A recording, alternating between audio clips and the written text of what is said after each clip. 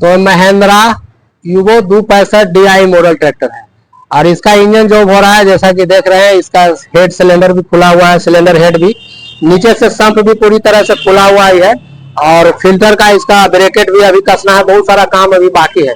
तो आज हम इस वीडियो में एक ऐसे यूनिक सिस्टम के बारे में बात करेंगे जो इंजन के लाइफ को मेंटेन करता है और इंजन के लाइफ को बढ़ाता है। और इसके बारे में बहुत सारे हमारे किसान भाई को भी जानकारी नहीं होता है, नॉलेज नहीं होता है कि इसका क्या काम है। और किसान तो अलग बात है, बहुत सारे हमारे ऐसे मैकेनिक भी हैं जिनको भी इसके बारे में नॉलेज नहीं है कि कंपनी इसे क्यों दिया है और इसका क्या काम है। ठीक है, क्योंकि कल ही हमारे पास एक मैकेनिक आए हुए थे जो लॉन्ग टाइम से खास करके महिंद्रा डीलरशिप में काम करते हैं।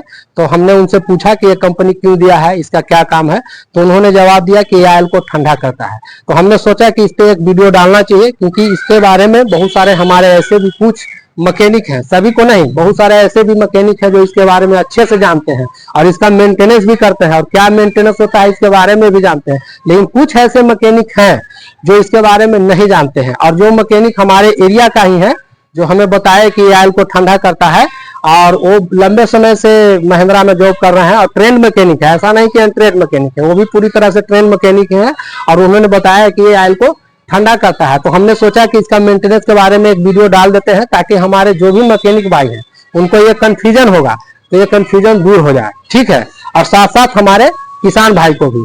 तो इसके बारे में हम विस्तार से जानेंगे कि इसका क्या नाम है, क्या काम है, कैसे काम करता है और समय समय पर हमें कैसे इसको मेंटेनेंस करना होता है। ठीक है, तो इसका मेन रूप से पूरा नाम है centrifugal oil cleaner filter. Centrifugal oil cleaner filter एक तरह से ये फिल्टर का ही काम करता है, लेकिन फिल्टर से एडवांस टेक्नोलॉजी यानी कि एडवांस वर्जन में है। ठीक है, ये भी एक तरह से फिल्टर ही है, लेकिन ये फिल्टर से थोड़ा सा एडवांस टेक्नोलॉजी में है, एडवांस वर्जन में है। और इसका काम है कि ऑयल के अंदर के गंदगी को साफ करना, यानी कि ऑयल के अंदर में तरल पदार्थ, ठोस पदार्थ, एमरी, गंदगी, कचरा, कार्बन जो भी है उसे ये अपने पास में रोक लेता है और ऑयल को साफ सुथरा करके, ऑयल को शुद्ध करके इंजन में सप्लाई करता है, जिससे हमारे इंजन के हर पार्ट अच्छे से लुब्रिकेशन भी हो पाता है और इंजन के पार्ट्सों के बीच में होने वाले फ्रिक्शन और होने वाले घिसावट से काफी हद तक ये बचाव करता है, जिससे हमारा पार्ट्स के साथ साथ इंजन का लाइफ भी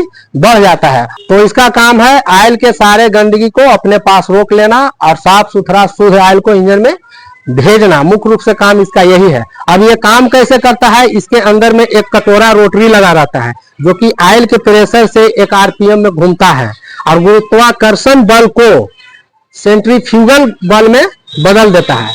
गुरुत्वाकर्षण बल को सेंट्रीफ्यूगल बल में बदलता है, जिसके कारण से कटोरे के दीवार में सारे ऑयल का गंदगी चिपकने लगता है और ऑयल फिल्टर होकर, ऑयल क्लीन होकर, ऑयल साफ सुथरा होकर और ऑयल शुद्ध होकर इंजन के अंदर में सप्लाई हो जाता है। ठीक है, तो इस तरह से यह काम करता है। तो हमें इसका समय समय पे मेंटेनेंस करना होता है। और इसका मेंटेनेंस क्या है, इसका मेंटेनेंस कोई खास नहीं होता है, इसका मेंटेनेंस होता है साफ सफाई। क्योंकि होता क्या है कि लंबे समय से चलते चलते इसके अंदर बहुत सारा गंदगी जम जाता है, जिसके कारण से ये काम कम करने लगता है या तो इसके ये काम करने का क्षमता खो जाता है या अच्छे से काम नहीं करने लगता है। तो प्रत्येक सर्विस में हमें इसे 250-300 घंटे जो भी हमें ट्रैक्टर को सब जब हम सर्विस करते हैं तो उस समय हम जब ऑयल फिल्टर को चेंज करते हैं तो उसके साथ साथ इसका भी सफाई करना बहुत अति आवश्यक होता है, जरूरी होता है। ठीक है, क्योंकि इसका हम अगर साफ सफाई नहीं करते हैं, इसका मेंटेनेंस नहीं करते हैं और इसका मेंटेनेंस मुख्य रूप से साफ सफाई होता है तो इसके अंदर बहुत ज्यादा एमरी, कचरा, डस्ट जम जाता है, जिसके कारण से ये काम करना भी बिल्कुल पूरी तरह से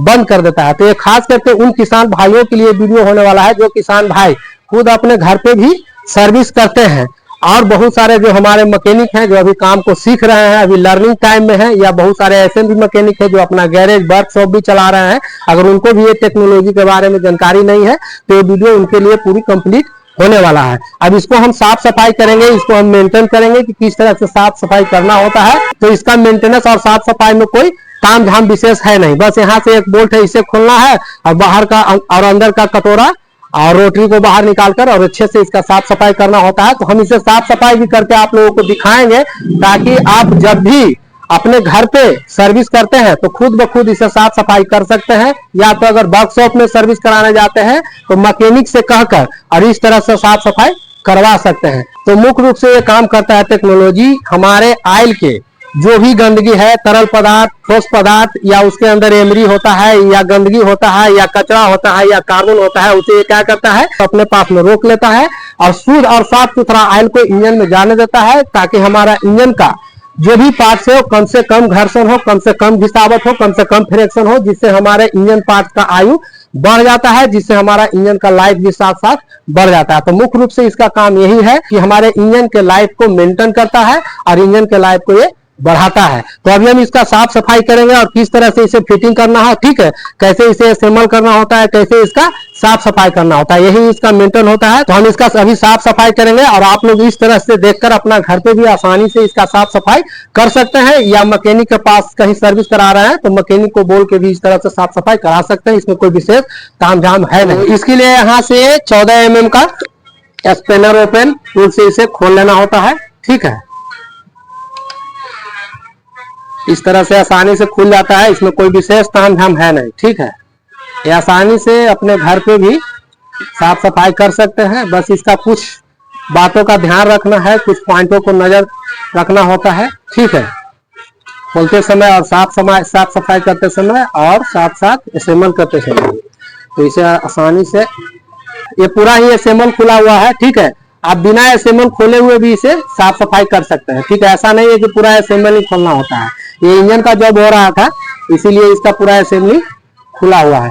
तो यहाँ से देख सकते हैं, ये कैप को बाहर निकाल लेना है, ठीक है। इसके अंदर में ये नॉब लगा हुआ है और ये नॉब को भी देख सकते हैं, इसके अंदर सर्किलिप लॉक लगा हुआ है, ठीक है। ये सर्किलिप लॉक घूमता हुआ दिखता होगा आप लोगों को, ठीक है।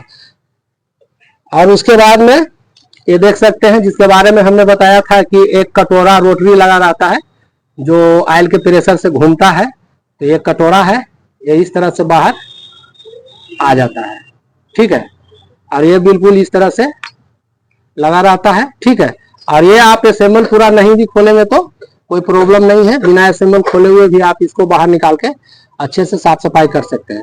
अब इसके बाद में इसके ऊपर ये 22 mm का एक लॉक नट लगा है, ठीक है। तो इसको भी इस तरह से आसानी से खोलना होता है। अगर ज्यादा टाइट है तो आप ये देखिए खुल जाता है इस तरह से। ये ऑयल में डूबा रहता है, इसमें कोई खोलने में दिक्कत नहीं होता है, प्रॉब्लम नहीं आता है, आसानी से इस तरह से ये खुल गया। और खुलने के बाद, खोलने से पहले एक चीज का ध्यान देना है कि इसके अंदर में मार्किंग कंपनी का लगा रहता है, ठीक है। एक मार्किंग लगा रहता है, और मार्किंग को खोलने से पहले आप देख ले तो ज्यादा अच्छा है, नहीं तो इस वीडियो में तो हम पूरा जानकारी देंगे ही, ठीक है। ये देख सकते हैं, ये मार्किंग नजर आता है ना, आता है ना नजर, ये देख सकते हैं कंपनी का मार्किंग है। और ये जो मार्किंग है, इसी मार्किंग पे फिर से दोबारा हमें असेंबल करना होता है। अगर ये मार्किंग से आउट हो जाता है, या उल्टा हो जाता है, या इधर उधर हो जाता है, तो ये अच्छे से काम नहीं करेगा।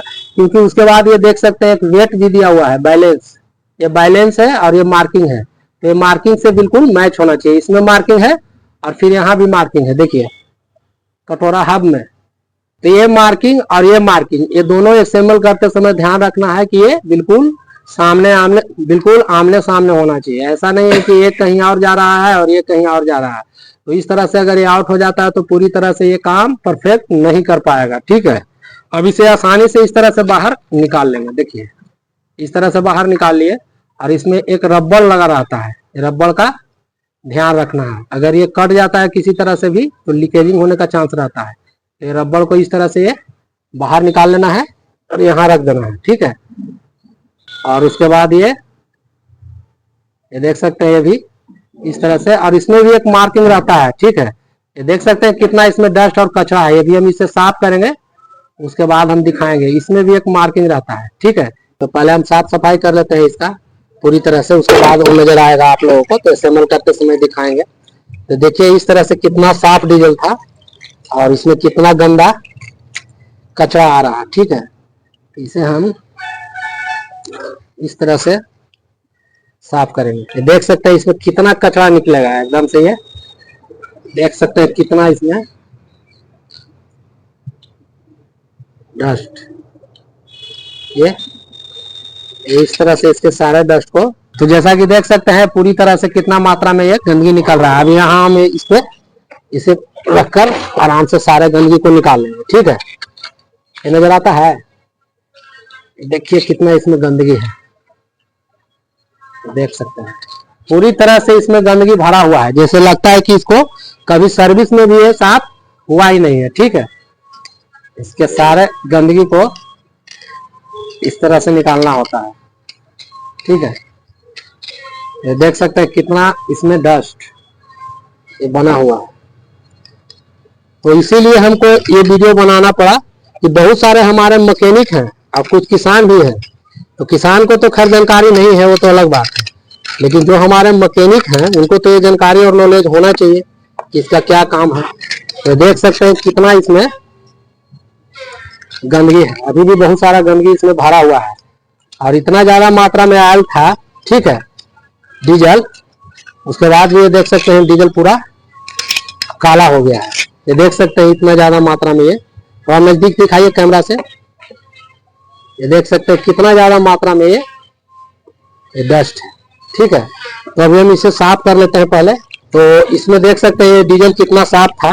ठीक है, और कितना गंदा हो गया। तो सारा कार्बन और जितने भी इसमें तरल पदार्थ, ठोस पदार्थ, जितने भी इसमें कचरा, एमरी जो भी आता है, वो सारे पदार्थों को ये क्या करता है, अपने पास रोक लेता है और ऑयल को शुद्ध और साफ सुथरा करके इंजन में डिलीवर करता है। ठीक है, जिससे हमारे इंजन का लाइफ के ऊपर बहुत अच्छा रिजल्ट आता है। ठीक है, तो इसका प्रत्येक सर्विस में जब भी सर्विस करें या जब भी सर्विस करवाएं तो इसका साफ सफाई ध्यान देकर कराएं। ठीक है, नहीं तो ये इस तरह से इतना कचरा होने के बाद ये बिल्कुल ही काम नहीं करेगा। ठीक है, और इससे गंदगी जो भी हो गंदगी होकर अंदर जाने लगेगा।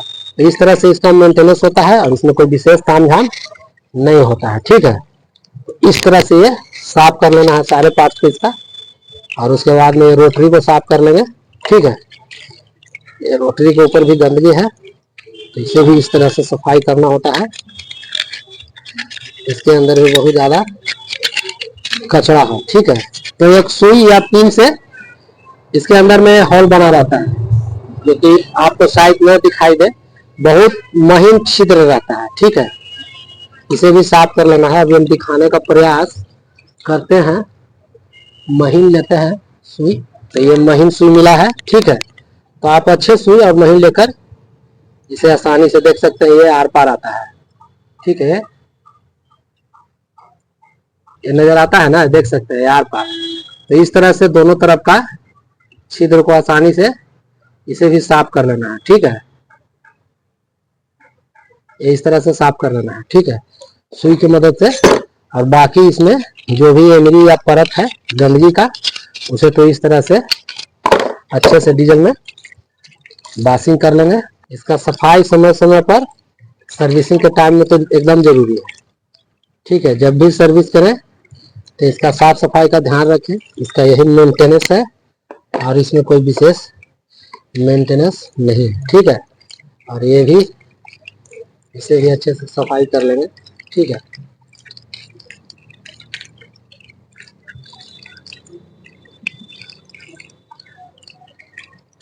इस तरह से इसका सारा गंदगी को अच्छे से सफाई करना होता है। ठीक है, इस तरह से इसका रिंग को भी सफाई कर लेंगे। और रिंग का विशेष मुख्य रूप से ध्यान रखना है, ये टूटना नहीं चाहिए। ठीक है, टूटता है तो फिर परेशानी बढ़ जाता है। अब इसके एक कटोरे को साफ कर लेंगे इस तरह से।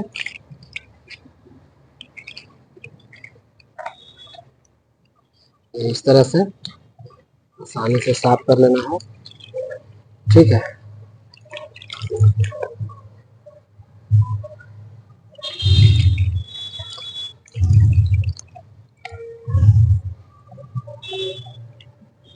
तो इस तरह से इसे साफ कर लेना है। और इसके अंदर भी एक रबर सील रहता है, इसको भी मुख्य रूप से ध्यान देना है कि किसी तरह से कटना फटना नहीं चाहिए।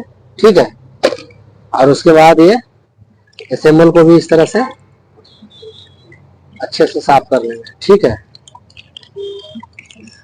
मेन इसका मेंटेनेंस साफ सफाई होता है। अगर ये साफ सफाई अच्छे से हो जाता है तो फिर इसके अंदर अच्छे से ये वर्क करने लगता है और ऑयल को भी अच्छे से फिल्टर और सारा कचरा को साफ करने लगता है।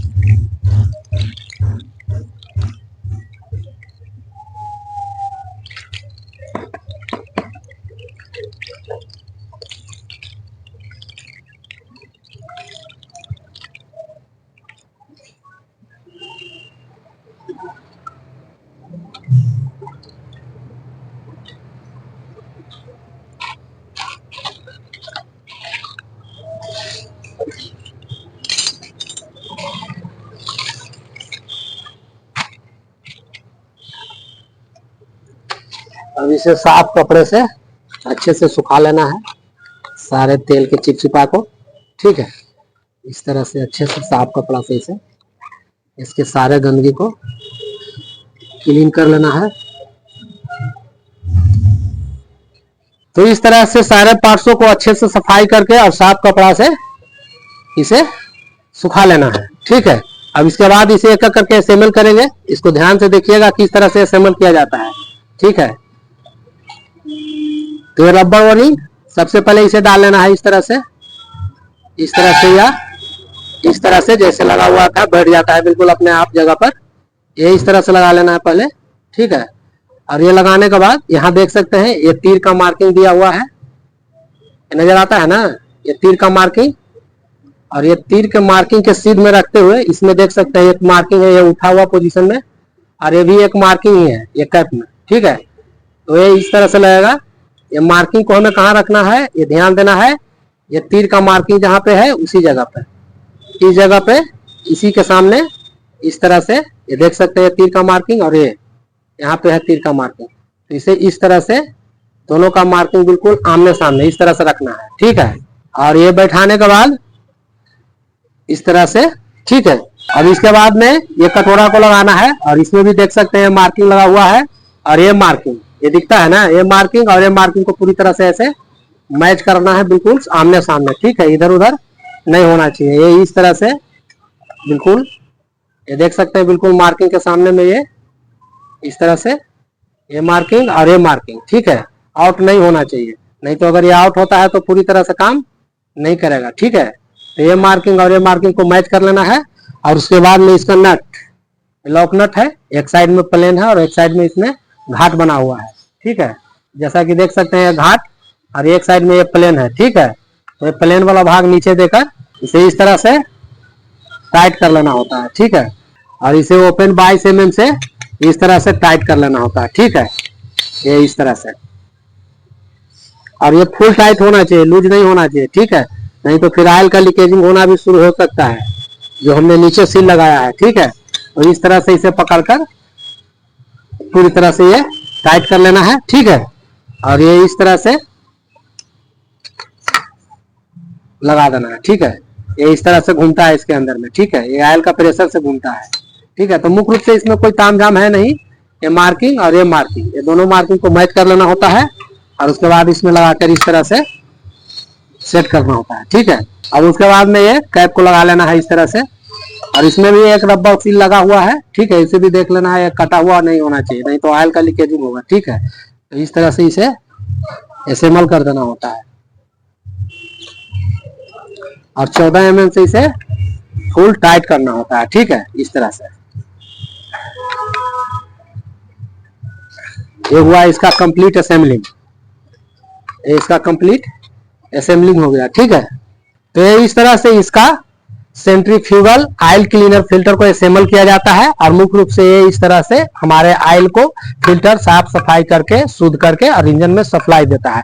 तो देखने में ये छोटा है, लेकिन बहुत बड़ा इंजन के लाइफ के लिए और इंजन के लिए, और इंजन में इसका बहुत बड़ा ऑयल के अंदर में साफ सफाई करने के मामले में इसका बहुत बड़ा रोल होता है। ठीक है, तो कभी भी सर्विस करें 200 घंटे, 250 घंटे, 300 घंटे, तो इसका साफ सफाई का ध्यान रखें, और खास करके हमारे किसान भाई और हमारे कुछ जो मैकेनिक भाई हैं वो भी इसका ध्यान रखें। और अगर किसान भाई अपने घर पे भी करते हैं सर्विस, तो इसको प्रत्येक सर्विस में साफ सफाई करें। जैसे ही ऑयल के फिल्टर को चेंज करते हैं तो इसका भी साफ सफाई उसी समय सर्विस के टाइम में ही कर दें। ठीक है, और कहीं भी अगर आप वर्कशॉप में मैकेनिक से सर्विस कराते हैं तो मैकेनिक से भी कहकर इसका साफ सफाई जरूर कराएं। ठीक है, तो ये था आज का ये centrifugal oil cleaner filter system के बारे में जानकारी। ठीक है, तो हम उम्मीद करते हैं ये आपको वीडियो पसंद आया होगा, आप लोग वीडियो को लास्ट तक देखे भी होंगे। ठीक है, तो चैनल पर नए हैं या अभी तक आपने चैनल को सब्सक्राइब नहीं किया तो एक सब्सक्राइब, लाइक और शेयर जरूर करें, ताकि हर किसान भाइयों को भी इसकी नॉलेज और जानकारी मिले। तो आज बस इतना ही, मिलते हैं फिर से अगले किसी नेक्स्ट वीडियो में नेक्स्ट टॉपिक के साथ।